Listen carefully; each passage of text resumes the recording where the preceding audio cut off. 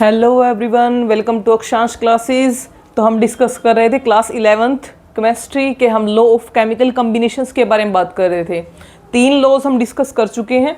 आज हमारा 4th और 5th लॉ।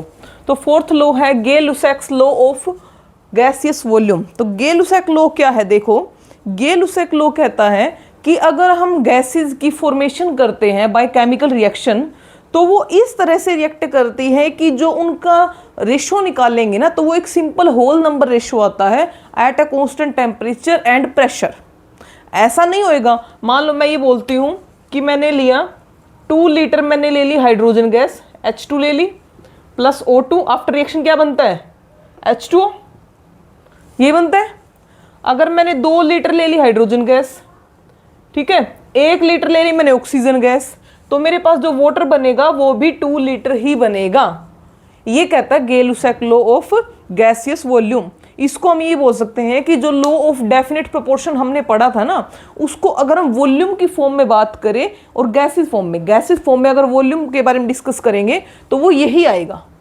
ठीक है, लॉ ऑफ डेफिनेट प्रोपोर्शन की तरह है ये कहता है कि अगर हम गैसेस की फॉर्मेशन करते हैं बाय केमिकल रिएक्शन, तो क्या होगा, उनके अंदर जो होल नंबर रेशियो आएगा, किनका? उनके वॉल्यूम का। जैसे हाइड्रोजन गैस है यहाँ पे 2, ऑक्सीजन 1, ये क्या आ गया 2, तो 2:1:2, ये क्या आया है? एक सिंपल होल नंबर रेशियो। तो ये कहता है गे-लुसैक लॉ। ऐसा नहीं होता कि यहाँ पे 1.7, 1.825 लीटर आ गया या कुछ और आ गया, 0.735, कुछ भी नहीं आएगा। ऐसा सिंपल होल नंबर रेशियो ही आएगा। जब 2 गैसेस कंबाइन होती है और एक थर्ड गैस की फॉर्मेशन करती है, तो उस टाइम पे at a constant temperature and pressure, तो उनके गैसेस का जो वॉल्यूम है वो क्या होगा? एक सिंपल होल नंबर रेशियो होगा। ये हमारा गे-लुसैक लॉ ऑफ गैसेस वॉल्यूम। उसके बाद आता है एवोगैड्रो लॉ। एवोगैड्रो लॉ क्या कहता है? एवोगैड्रो लॉ कहता है equal volume of all gases have equal number of molecule at a constant temperature and pressure. अगर हम इक्वल वॉल्यूम ले लेते हैं अगर हम अलग अलग गैसेस का इक्वल वॉल्यूम लेते हैं डिफरेंट गैसेस का, तो उनके अंदर क्या होगा? जो नंबर ऑफ मॉलिक्यूल्स होगा अलग अलग गैसेस के, वो सेम ही होंगे।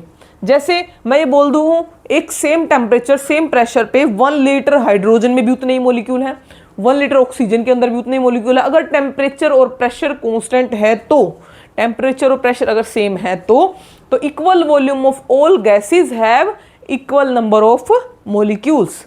ठीक है, तो ये आता है हमारा एवोगैड्रो लॉ। सिंपल है बिल्कुल।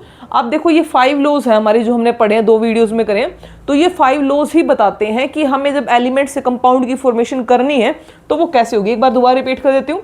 गे-लुसैक लॉ क्या कहता है कि जब हम गैसेस को कंबाइन करके नई गैस की फॉर्मेशन करते हैं, तो उस टाइम पे जो उनका वॉल्यूम का जो रेशियो आएगा वो एक सिंपल होल नंबर रेशियो ही आता है।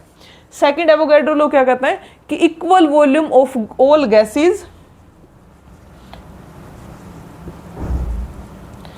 at constant temperature and pressure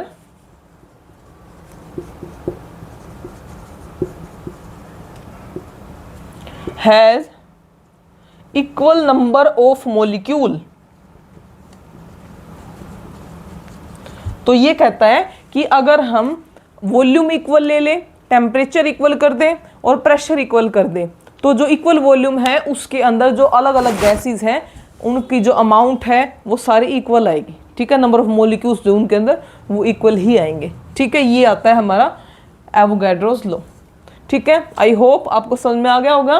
तो आगे टॉपिक करेंगे हम नेक्स्ट वीडियो में। Thank you and have a nice day.